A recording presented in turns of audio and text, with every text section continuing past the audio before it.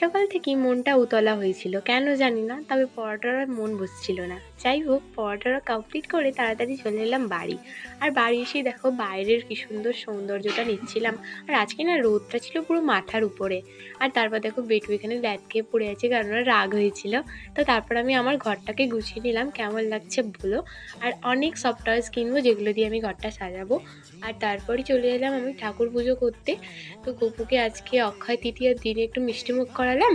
দেন চলে গেলাম dance class, ওখান থেকে ডান্স প্র্যাকটিস করছিলাম যেহেতু আমাদের প্রোগ্রাম ছিল।